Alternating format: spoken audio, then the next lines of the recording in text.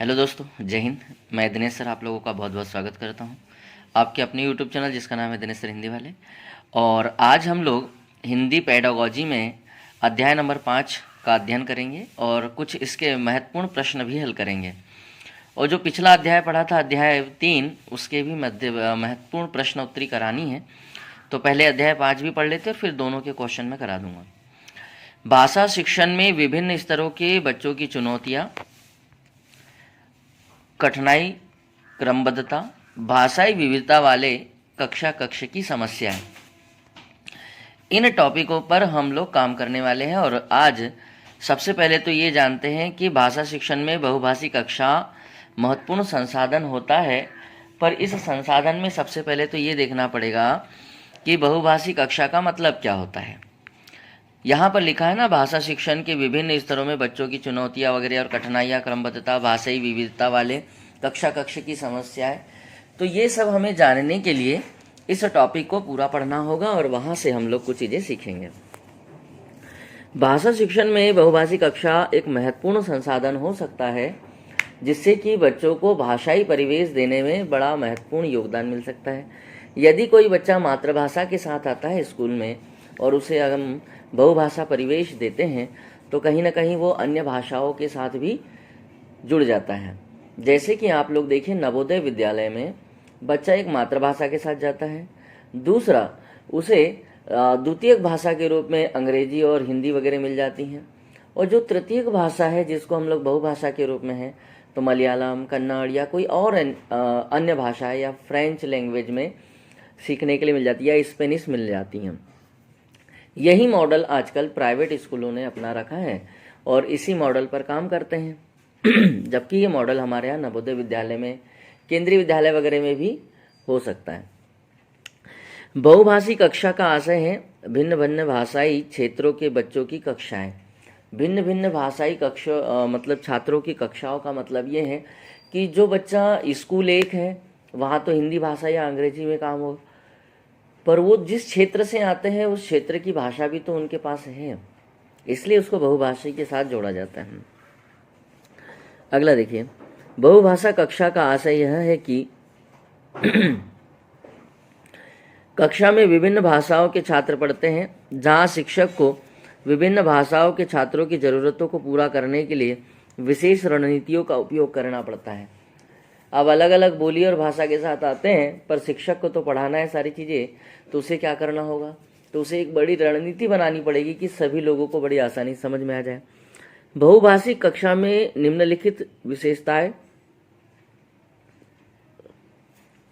हो सकती हैं। बहुभाषी कक्षा में निम्नलिखित विशेषताएं हो सकती हैं। विभिन्न भाषाओं के छात्र, मतलब जो अलग अलग भाषाओं के छात्र आते हैं। कक्षा में भिन्न भाषाओं के छात्र होते हैं, जैसे कि हिंदी, अंग्रेजी, तमिल, तेलुगु सब हो सकते हैं। भाषाई विविधता, कक्षा में विभिन्न भाषाओं के छात्र होने से भाषाई विविधता आ जाती है, डाइवर्सिटी आ जाती है। शिक्षण की चुनौतियां होती हैं। शिक्षण की चुनौतियों का मतलब यह है कि शिक्षक के पास विभिन्न भाषाओं के छात्रों की ज़रूरतों को पूरा करने के लिए विशेष रणनीतियों का उपयोग करना पड़ता है, और इसके लिए उसके पास चुनौतियां भी होती हैं कि भिन्न भिन्न भाषिक बच्चों को मैं एक भाषा कैसे पढ़ा पाऊँ। सांस्कृतिक विविधता, कक्षा में विभिन्न भाषाओं के छात्रों के होने से सांस्कृतिक विविधता भी देखने को मिलती है। सांस्कृतिक भिन्नता का मतलब होता है जब वो भिन्न भिन्न भाषाओं को बोलते हैं तो उनकी संस्कृति में भी कुछ न कुछ बदलाव तो रहा ही होगा। बहुभाषिक कक्षा में शिक्षकों को विशेष रणनीतियों का उपयोग करना चाहिए। अब जहां मैंने यहाँ पर बात की थी ना कि चुनौतियां हैं, तो उसके लिए कुछ रणनीतियां अपनानी पड़ती हैं, तो वो रणनीतियां कौन सी हैं। सबसे पहले व्यक्तिगत ध्यान देना चाहिए बच्चों पर, एक एक करके ध्यान दें। समूह में पढ़ाना चाहिए। पहले तो व्यक्तिगत ध्यान दें, उनकी कमियों को दूर करें और फिर समूह बनाकर पढ़ा दें। गतिविधियों का आयोजन करें कि जिससे कि उनको ज़्यादा से ज़्यादा माहौल मिल सके। तकनीकी का उपयोग करें जो कि आजकल चल रहा है। मातृभाषा का सम्मान भी करें, उनकी भाषा का भी सम्मान करें। ये ना कि उनको थोड़ा सा ये लगे कि यार मैं मतलब मेरे साथ थोड़ी सी कोई कमी हो गई है, या मुझे थोड़ा सा निगलेक्ट किया जा रहा है, या मुझ पर ध्यान नहीं दिया जा रहा है, या मेरी भाषा का मजाक उड़ाया जा रहा है। बहुभाषी दो या दो से अधिक भाषाओं को सहजता से या सहजता के साथ बोलने वाले व्यक्ति को बहुभाषी कहते हैं। दो या दो से अधिक भाषाओं को सहजता के साथ बोलने वाले व्यक्ति को बहुभाषी कहते हैं। बहुभाषिता भारतीय अस्मिता का अभिन्न अंग है। बहुभाषिता भारतीय अस्मिता का अभिन्न अंग है। भारत में दूर दराज से स्थित गांव में तथाकथित एक भाषा बोलने वाले व्यक्ति एक ऐसी भाषा भंडार को नियंत्रित करता है जो उसे कई तरह की संवादात्मक मतलब होता है बोलचाल के लिए परिस्थितियों का सामना करने की योग्यता प्रदान करता है। देखिए, इसमें एक का बात ये कही है कि बहुभाषिता भारतीय अस्मिता का अभिन्न अंग है, मतलब हमारे ढेर सारी भाषाएं हैं। भारत में दूर दराज स्थित गांव में तथाकथित एक भाषा बोलने वाला व्यक्ति एक ऐसे शब्द भंडार को नियंत्रित करता है जो उसे कई तरह की मतलब एक ही शब्द होता है पर उसको अलग अलग स्थितियों में, अलग अलग परिस्थितियों में अलग अलग अर्थ के रूप में ले लेते हैं, तो वो उसको बहुभाषिता के रूप में भी हम लोग जान सकते हैं, ऐसा कह सकते हैं। बहुभाषिता का मतलब है कि ऐसे भाषाओं में प्रवीण या परिचित होना। बहुभाषी व्यक्ति विभिन्न भाषाओं में बातचीत कर सकता है, पढ़ सकता है, लिख सकता है और समझ भी सकता है। समझ गए होंगे आप लोग कि बहुभाषिता का मतलब या बहुभाषी का मतलब क्या है। आगे देखिए बहुभाषी के गुण क्या होते हैं। तो भाषाई कौशल बड़ी अच्छी होती है, उसकी संस्कृति की समझ होती है, वैश्विक दृष्टिकोण भी होता है, शिक्षा और ज्ञान की भी परिपूर्णता होती है। भाषाई कौशल का मतलब होता है बहुभाषी व्यक्ति विभिन्न भाषाओं में संवाद करने में बड़ा सक्षम होते हैं। उनके पास सांस्कृतिक समझ होती है। बहुभाषी व्यक्ति विभिन्न संस्कृतियों को भी जानता है, इसलिए उनका सम्मान भी करना जानते हैं। वैश्विक दृष्टिकोण मतलब बहुभाषी व्यक्ति वैश्विक दृष्टिकोण से समस्याओं को देख सकता है। वैश्विक दृष्टिकोण मतलब आगे चलकर उनको किस तरह की भाषाओं की आवश्यकता पड़ेगी, तो उन्हें अभी से तैयार करना शुरू करते हैं कक्षाओं में। शिक्षा और ज्ञान बहुभाषी व्यक्ति विभिन्न भाषाओं में लिखी गई पुस्तकों और सामग्रियों को पढ़कर अपने ज्ञान के स्तर को बढ़ाते हैं और उसी ज्ञान के स्तर से वैश्विक दृष्टिकोण को भी देखने का प्रयास करते हैं। भारत एक बहुभाषी देश है, जैसा कि आप लोगों ने ऊपर भी पढ़ा। भारत एक बहुभाषी देश है। यहाँ 1600 से अधिक भाषाएं या भाषाओं की पहचान की गई हैं, जो 5 विभिन्न परिवारों में आपके अंतर्गत आती हैं। आप लोगों ने अगर देखा होगा तो अलग अलग परिवार बने हुए हैं, भाषिक परिवार, उनकी बात करता है। जैसे केल्टिक भाषक परिवार सुना होगा, इंडो चाइना सुना होगा, या भारतीय आर्य भाषा सुना होगा ये सब नाम है। किंतु केवल 47 भाषाएं ही स्कूल में पठन पाठन के लिए उपयुक्त हैं। याद रखिए, है तो बहुत सारी 1600 से अधिक भाषाएं हैं, पर स्कूल में 47 भाषाओं के माध्यम से ही पठन पाठन का प्रयोग कार्य किया जाता है और इनमें से भी केवल 22 भाषाओं को ही संविधान में उल्लेखित किया गया है या मिला, संविधान में अधिकार मिला है, राजभाषा के रूप में मान्यता प्रदान की गई है। इसी विविधता डाइवर्सिटी के बावजूद कई भाषिक व सांस्कृतिक तत्व भारत में एक ही भाषिक क्षेत्र में बाधा भी के रूप में बांधते हैं।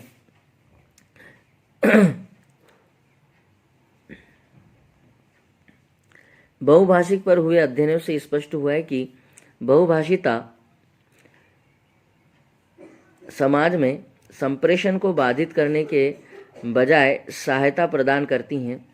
मतलब ये भी हम यूँ कह सकते हैं कि बहुभाषिता बाधाएं उत्पन्न नहीं करती हैं, बल्कि सहायता ही दे सकती हैं, ऐसा कहने का आशय है। अतः हमारी शिक्षा व्यवस्था को इसे दबाने के बजाय रखे, मतलब इसको दबाना नहीं चाहिए बल्कि इसको प्रोत्साहित करने का भरपूर प्रयास करना चाहिए। इसी बात को ध्यान में रखते हुए त्रिभाषा सूत्र 1966 में कोठारी आयोग द्वारा लागू किया गया था। ये त्रिभाषा सूत्र से क्वेश्चन आते हैं, ध्यान रखिएगा। कोठारी आयोग त्रिभाषा सूत्र को कार्यान्वित करने के लिए कड़े नियमों के बजाय भाषिका या भाषिकतावाद को बनाए रखने व इसे जीवंत या जीवितता प्रदान करने का प्रयास करना चाहिए। भाषा योजना का केंद्र होना चाहिए, ना कि उसे दबाने की आवश्यकता नहीं है बोले जो बहुभाषी है, बल्कि उसे प्रोत्साहित करें और बहुभाषावाद को थोड़ा सा आगे बढ़ाएं। अब चुनौतियां देखिए क्या क्या होती है बहुभाषा या भाषिक कक्षाओं में। पठन संबंधित, पठन है वो, पठान नहीं है बेटा, है ना, पठन है, नीचे लिखा भी हुआ है। पठन संबंधित चुनौती, लेखन संबंधित और व्याकरण संबंधित। तो आइए कुछ चुनौतियों को पहले जानते हैं, फिर इसके आगे की कहानी। पठन संबंधित चुनौती का मतलब है हिंदी की ध्वनियाँ संबंधित हो सकती है पढ़ने में।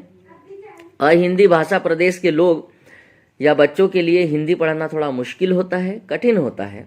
जैसे अगर हम लोग साउथ में चला जाए, नॉर्थ ईस्ट में चले जाए, है ना, तो वहाँ पर थोड़ा सा, जिसको अहिंदी मतलब कहते हैं अहिंदी भाषिक प्रदेश, वहाँ हिंदी की ध्वनियों को पढ़ने में कठिनाई होती है।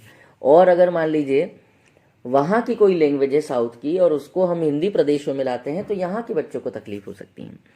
इसके लिए हिंदी भाषी विद्यार्थियों की मातृभाषा जानना शिक्षक के लिए बड़ी आवश्यकता है। तो उसके लिए हमें क्या करना पड़ेगा, जो हिंदी भाषी है वो तो ठीक है, पर जो अहिंदी भाषी लोग हैं उनकी मातृभाषा और वहाँ के लोकल लैंग्वेज को जानना जरूरी है। समाधान क्या करेंगे, तो समाधान करेंगे ध्वनियाँ सिखाना, उच्चारण में, सुनने में। अहिंदी भाषी बच्चे जो होते हैं उनके लिए हमें बार बार ध्वनियों का रिपीटेशन कराना पड़ेगा, लिखकर बुलाना पड़ेगा, उच्चारण कराना पड़ेगा, पाठ कराना पड़ेगा।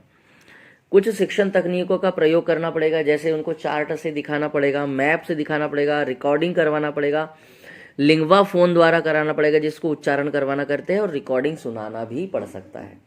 तो ये सारे काम हमें करवाने पड़ते हैं। याद रखिए कई जगह पेपरों में ये इसके बारे में, लिंगवा फोन के बारे में क्वेश्चन आता ही है। अगला, स्वर और व्यंजन का सही उच्चारण स्थल प्रयत्न बताकर भी आपको समझाना पड़ेगा। जैसे स्वरों का वर्गीकरण, सबसे पहले आपको बताना पड़ेगा कि किस स्वर का उच्चारण कैसे होता है। जितना उच्चारण होता है वैसे ही उसकी मात्राएं लगती हैं, मात्राएं कैसी लगेगी, ये सब आपको सिखाना पड़ेगा। स्वरों का वर्गीकरण मतलब जैसे उच्चारण के आधार पर, मात्रा काल के आधार पर, वायु के आधार पर, नासिका मतलब वायु में अनुनासिक और नासिका के आधार पर देखा जाता है। तो ये सब चीजें आपको बच्चे को सिखाना पड़ेगा। लेखन संबंधित चुनौतियों की अगर बात करें तो लेखन में अब जो आप लोगों ने पढ़ा सुना था उसको सही तरीके से लिखना, और लिखने के लिए आपको लिपि का ज्ञान होना चाहिए। लिपि के लिए आपको स्वरों की मात्राओं का ज्ञान होना चाहिए। किसी व्यंजन में स्वर की मात्रा जब लग जाती है तो एक व्यंजन में एक स्वर की मात्रा लग सकती, दो नहीं लग सकती, ये भी आपको समझाना पड़ेगा। किसी भी स्वर का अगर उच्चारण कर रहे हो, छोटा ऊ बड़ा ऊ की मात्राएं लगाना, छोटी की बड़ी की मात्रा लगाना, ए और आई की मात्राएं लगाना, ये सब आपको सिखाना पड़ेगा। मात्राएं कैसे लगाई जाए उसकी चुनौती आपको संभालना है। जैसे कि मूल स्वर, संयुक्त स्वर, संयुक्त व्यंजन, संयुक्त अक्षर, है ना, द्वित्वगुणी, द्विगुणी, द्वित्व व्यंजन, ये सब आपको बच्चों को सिखाना पड़ेगा कि ये सब रूप बनते कैसे हैं। संयुक्त रूप खास करके सिखाना पड़ेगा। कई बार क्या होता है कि बच्चों को शुद्ध लेख में जो एक अक्षर आधा होता है, एक पूरा होता है, तो उसको संयुक्त रूप कहते हैं हम लोग, या संयुक्त अक्षर कहते हैं। तो उसको कैसा लिखा जाता है ये आपको बताना पड़ेगा कि इन दोनों में से आधा कौन है, पूरा कौन है, उसको कहते हैं। अगला, देवनागरी लिपि में कुछ मात्राओं को लगाने का आपको तरीका बताना पड़ेगा कि मात्राएं कैसी लगाते हैं। खड़ी पाई अगर वर्ण है, जैसे ये खड़ी पाई वर्ण है ना, इसको खड़ी पाई वर्ण कहते हैं, तो इसमें मात्राएं कैसे लगाते हैं, र की रकार कैसे लगाते हैं, हलंत कैसे लगाते हैं, विसर्ग कैसे लगाते हैं, ये सब आपको समझाना पड़ेगा। अम की बिंदी कैसे लगाते हैं जिसको अनुस्वार कहते हैं, अनुनासिका कैसे लगाते हैं, क्यों लगाते हैं, कहाँ लगाते हैं, अगर उनको तोड़कर लिखना है तो कैसे लिखेंगे, ये सब आपको सिखाना पड़ेगा। नए विद्यार्थियों को मात्रा लगाने में असुविधाएं होती हैं तो आपको मात्रा लगाने के तरीके बताने पड़ेंगे। समाधान कैसे करें, तो लिपि में सुगमता लाए, सुनिश्चित वैज्ञानिक तरीका अपनाएं, जैसे सही उच्चारण करके, शुद्ध लेखन कार्य करके, मात्रा का सही प्रयोग करा के। उदाहरण के तौर पर र के रूप समझाए बच्चों को कि र के रूप कैसे हैं, र में मात्राएं कैसी लगती हैं, छोटा ऊ बड़ा ऊ की कैसे लगेगी। तो जैसे मान लीजिए मैंने यहाँ र में छोटा ऊ की मात्रा लगाना है, तो र में जब इस तरह से डंडी घूम कर आती हैं तो ये छोटा ऊ को दर्शा रही होती हैं, और जब इस र में कुंडी ऐसे घूम जाती हैं तो ये बड़े ऊ को दर्शाती हैं। तो आपको ये बच्चे को बताना पड़ेगा। उसके लिए तो ये दोनों एक जैसे हैं, पर आपको समझाना पड़ेगा कि र में छोटा ऊ कैसा लगता है, र में बड़ा ऊ कैसा लगता है। तो ये है छोटा ऊ और ये है बड़ा ऊ, ये बड़ा ऊ है और ये छोटा ऊ है, इस तरह से लगता है। अब मान लीजिए र की रकार बोला तो कैसी लगानी है, र की रेफ बोला तो कैसी लगानी है। तो र की रकार जो होती है खड़ी पाई वर्णों में इस तरह से नीचे लगती हैं, और र की रकार ये इस तरह से लगती है, और र की रेफ बोलेगा तो ऊपर लगती हैं ऐसी। तो दोनों में अंतर क्या है, तो यहाँ र पूरा होता है और यहाँ र जो होता है आधा होता है, हलंत के साथ होता है। आपको ये सब कुछ बताना पड़ेगा, सिखाना पड़ेगा बच्चों को। अगला देखिए व्याकरण से संबंधित चुनौतियाँ। इसमें ये भाषा की संरचना ये देखी जाती है, शब्द, वाक्य, उपवाक्य, पदबंध, पद, ये सब कुछ सिखाया जाते हैं बच्चों को। और इसको सही एक व्यवस्थित ढंग में बनाना सिखाया जाता है कि पहले कर्ता आता है, फिर कर्म आता है, फिर करण आता है, फिर क्रिया आती है, फिर सहायक क्रिया आती है। तो ये संरचनाएं आपको बनाना सिखाना पड़ेगा। अब बच्चे को संज्ञा सर्वनाम नहीं पता होगी तो पहले संज्ञा के बारे में पढ़ाओ, सर्वनाम के बारे में पढ़ाओ, फिर कारक विभक्तियों के बारे में पढ़ाओ, फिर लिंग, वचन, कारक। जब ये सब कुछ पढ़ लेगा, क्रिया वगैरह पढ़ लेगा, तो उसके बाद सेंटेंस बना पाएगा वो। ठीक है ना।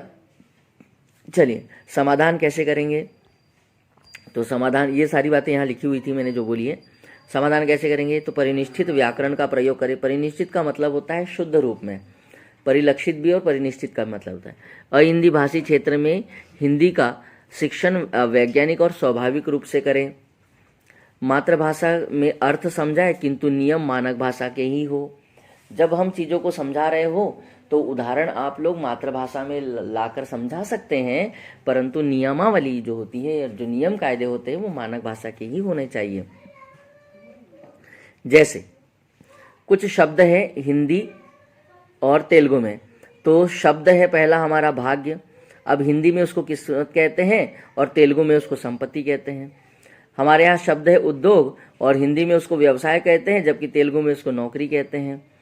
अब ऐसे ही कुछ शब्द होते हैं शुद्ध मानक रूप में, ये आपको बच्चों को सिखाना है कि शुद्ध मानक रूप में शब्द कैसे, जैसे ठंड और ठंड। तो अब दोनों में से सही कौन सा है, दंड और दंड, हिंदी और हिंदी। तो आप लोग अगर देखें तो ठंड शब्द जो है वो इस तरह से लिखना सही माना गया है, दंड को भी आप ऐसा सही लिख सकते हैं, पर हिंदी शब्द को आजकल आप बिंदी लगाकर नहीं लिख सकते, आपको बिंदी लगाना पड़ेगा, आधे रूप में नहीं लिख सकते, ऐसा लिखना पड़ेगा। तो ये मानक रूप है और ये बगल वाला जो है प्रयोग जरूर करते हैं पर ये अमानक हो गया। ठंड शब्द जो है पहले ऐसे लिखते थे पर अब ऐसे लिखने लगे हैं, तो मानक रूप में तो अभी भी आधा अणा वाले को ही मानते हैं और दंड शब्द में भी आजकल बिंदी का प्रयोग करने लग गए, जबकि मानक रूप में जो है आधा अणा वाला को ही सही माना जाता है। पर हिंदी शब्द में आधे न वाले को नहीं माना जाता है, अब बिंदी वाले को माना जाता है, क्योंकि टाइपिंग में इसको बड़ा आसानी से लिख लेते हैं बोले, इसीलिए। तो ये थी कुछ बातें महत्वपूर्ण। अब इसके आगे हम त्रिभाषा सूत्र के बारे में कुछ बातें जानेंगे, तो अगले वीडियो का इंतजार कीजिए। और जो कुछ आप लोगों ने पिछले जो अध्याय है, अगर जिन लोगों ने नहीं सुने हैं, नहीं पढ़े अभी तक भी, तो उन अध्याय को पढ़िए और एमसीक्यूज लगाइए, क्योंकि मैंने पूरा डिटेल से पढ़ा दिया। इतना डिटेल आप लोग बहुत अच्छे से पढ़िएगा, आपको बहुत काम आएगा। चलिए तो आज के लिए इतना ही, फिर अगले वीडियो के साथ मिलेंगे। जय हिंद, जय भारत।